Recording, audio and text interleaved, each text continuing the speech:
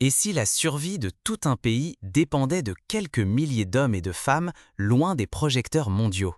Dans l'ombre, loin des flashs et des reportages internationaux, ils portent un fardeau immense. Leur engagement est un sacrifice silencieux, oublié du reste du monde, mais vital pour la stabilité du Burkina Faso. Dans le Sahel, la terre ne brûle pas seulement sous un soleil implacable. Elle est ravagée par une menace invisible, le terrorisme, qui transforme chaque village en potentiel champ de bataille, chaque route en piège mortel. Pour des millions de Burkinabés, la peur n'est pas un lointain écho des journaux, c'est leur quotidien. Leur mission s'est métamorphosée. Là où ils étaient autrefois garants de l'ordre, ils sont désormais les gardiens de la survie. Ils patrouillent les pistes poussiéreuses, s'interposent face à la violence, risquent tout non pas pour la gloire, mais pour préserver la vie de leur famille, la sécurité de leur village, l'identité même de leur pays. Alors, qui se dresse entre ce peuple et le chaos? Ce ne sont pas des armées étrangères, ni des promesses de lointaines capitales, mais la gendarmerie nationale du Burkina Faso. Bien plus qu'une simple police militaire, cette institution est devenue la première, et parfois la dernière, ligne de défense entre espoir et effondrement. Mais qui sont ces gendarmes? D'où viennent-ils? Et comment leur rôle est-il devenu si crucial dans la lutte pour la survie du Burkina Faso? Dans les villages oubliés comme dans les capitales, la gendarmerie s'interpose là où la police classique ne peut plus agir. Pour comprendre leur importance aujourd'hui, remontons à leurs origines et voyons comment la gendarmerie du Burkina Faso a évolué face à l'urgence jusqu'à devenir le pilier de la nation. Ignorer leur histoire, c'est mépriser l'équilibre fragile qui maintient tout un pays debout. C'est oublier que, sans eux, la frontière entre l'ordre et l'effondrement total serait bien mince. Au Burkina Faso, la gendarmerie nationale porte une devise simple: la patrie, la loi et l'honneur. Pour ses membres, ce n'est pas qu'un slogan, mais une exigence quotidienne, vécue sur le terrain, là où l'État semble parfois absent. Leur mission s'est élargie bien au-delà du maintien de l'ordre: protéger les populations, enquêter sur les crimes, garantir un minimum de justice dans des régions isolées où la loi ne résonne plus que faiblement. Depuis l'année 2023, la gendarmerie a subi une mutation profonde. Recrutement massif, formation intensifiée au combat, à la technique et à la police judiciaire, la transformation s'impose comme une réponse d'urgence face à la menace qui ronge le pays. Plus de 1200 nouveaux sous-officiers diplômés, puis 1500 autres formés en seulement quelques mois. Derrière ces chiffres, il y a des hommes et des femmes prêts à risquer leur vie pour maintenir la stabilité, même loin des tribunaux et du regard public. Face aux groupes armés, la gendarmerie n'a pas seulement combattu. Elle a redonné espoir dans des villages assiégés. Derrière cette refonte, la volonté ferme du président Traoré. Il parie sur la gendarmerie pour renforcer la défense nationale et tenter de préserver l'unité d'un pays sous tension. Mais ces efforts portent-ils vraiment leurs fruits lorsque la violence frappe? Découvrons sur le terrain comment la gendarmerie affronte la réalité brutale du conflit. Mais l'enjeu est immense. Si la gendarmerie flanche, c'est l'ensemble du tissu social et sécuritaire qui risque de se déchirer, laissant les familles, les villages et l'identité burkinabé face au vide et à la peur. Au printemps de l'an 2023, l'opération Capidougou s'ouvre dans la boucle du Mouron. C'est plus qu'une reconquête militaire, c'est la libération de milliers de civils pris au piège. Les chiffres sont éloquents. Plus de 4000 civils évacués des zones de conflit, des routes rouvertes, des marchés qui reprennent vie. À travers chaque village repris, c'est la promesse d'un retour à la normalité qui renaît, fragile mais réelle. Sur les pistes sablonneuses, les gendarmes sont toujours les premiers à s'engager. Ils ouvrent la route, désamorcent les engins explosifs, rassurent les familles qui vivaient recluses, terrées depuis des semaines. Les voix officielles réapparaissent là où le silence, la peur et la loi du plus fort dominaient. Djibo, elle, reste le symbole du siège. Près de 300 000 habitants encerclés réduits à survivre grâce à des largages aériens. Ici, la gendarmerie coordonne la résistance avec l'armée nationale et les volontaires. Drones, renseignements, communication, la force ne se limite pas à la puissance de feu, mais s'appuie sur l'intelligence collective et la solidarité locale. Lorsque la contre-offensive éclate, Ce sont les gendarmes qui guident les colonnes de secours, sécurisent les axes pour l'arrivée de l'aide humanitaire, veillent à la réouverture des écoles.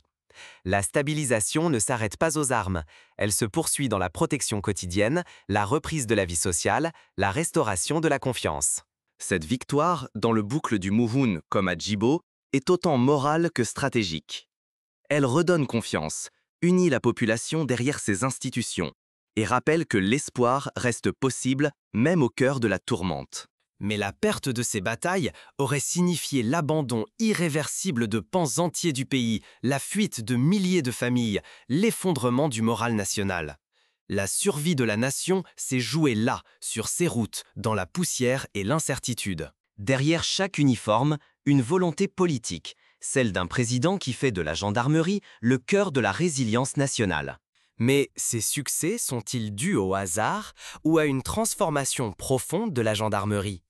Qui a réellement orchestré ce renouveau et sur quel fondement repose cette nouvelle force d'espoir? À Ouagadougou, comme dans les villages isolés, le choix de leadership du président Traoré redéfinit la place de la gendarmerie. Il ne s'agit plus seulement de force ou de tradition, désormais, la gendarmerie est le pilier central de la stratégie de sécurité du Burkina Faso. Le chef de l'État multiplie les gestes forts. Il visite les casernes, prononce des discours galvanisants, remet des médailles aux héros tombés ou blessés. La nomination du général Natama à la tête de la gendarmerie marque un renouveau du commandement. Plus jeune, plus proche du terrain, porteur d'une nouvelle énergie. Pour la première fois depuis de longues années, le Burkina Faso assiste à de grandes cérémonies nationales. On y honore le courage, la discipline et la fraternité d'armes. La fierté retrouvée brille dans les regards, des anciens aux jeunes recrues. Ce n'est pas que de la symbolique. Les sacrifices des gendarmes sont enfin reconnus. Des aides concrètes aux familles, un accompagnement appuyé des veuves et des orphelins, des mesures inédites pour ne pas laisser ceux qui restent sombrer dans l'oubli. Tout cela façonne une institution solidaire, soudée par l'épreuve. Ce renouveau nourrit un sentiment d'appartenance nouveau et ranime la confiance populaire. La gendarmerie ne fait plus peur, elle rassure, elle protège, elle incarne l'espoir que la nation peut tenir debout même face à la tornade. Dans les villages libérés, parmi la poussière et les stigmates du conflit, l'uniforme bleu devient symbole de survie. Plus qu'une force de l'ordre, la gendarmerie est devenue la preuve vivante que le Burkina Faso peut se relever. Au-delà des victoires militaires, cette transformation pose une question essentielle. Quelles leçons le Burkina Faso et l'Afrique peuvent-ils tirer de cette expérience pour construire un avenir plus sûr et plus uni? La gendarmerie n'est plus seulement un corps armé. C'est un modèle de résilience, de discipline et de solidarité. Mais tout cela reste fragile. Sans ce cap politique, la division, le découragement ou la perte de confiance pourraient tout faire s'écrouler. Le pari du président, rassembler, donner du sens, valoriser chaque sacrifice pour que l'institution devienne le miroir de la nation elle-même. La survie du Burkina Faso dépend d'abord de cette cohésion. Vient ensuite la capacité à innover, à s'adapter aux nouvelles formes de menaces, à accepter le risque et l'effort collectif. Ce n'est pas l'arme qui fait la différence, mais l'esprit de corps et la volonté de tenir ensemble, envers et contre tout. Cette dynamique inspire les autres forces de sécurité du pays. Elle rehausse le moral national, car chaque victoire, chaque village repris, redonne de l'espoir à des milliers de familles. Le peuple voit que la défense de la nation ne repose pas sur des slogans, mais sur des actes répétés de courage et de solidarité. Aujourd'hui, la transformation institutionnelle de la gendarmerie burkinabé est remarquable. Sa formation continue, l'intégration de nouvelles technologies, le développement du renseignement et le soutien constant aux civils illustrent une adaptation permanente face à des menaces évolutives. Les gendarmes apprennent à innover, à anticiper et à protéger, même dans l'incertitude totale. Mais cette réussite repose sur une condition essentielle, la confiance mutuelle entre la population et ses forces de l'ordre.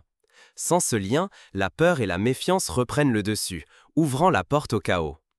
Les gendarmes ne sont plus perçus comme des étrangers en uniforme, mais comme des frères, des sœurs, des enfants du même peuple, prêts à se sacrifier pour la collectivité. Face à la violence, certains fuient, d'autres se dressent.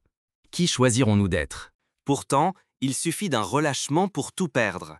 La cohésion, la sécurité et même la souveraineté du pays. Le retour au désordre et à la peur est toujours possible si cette dynamique se brise.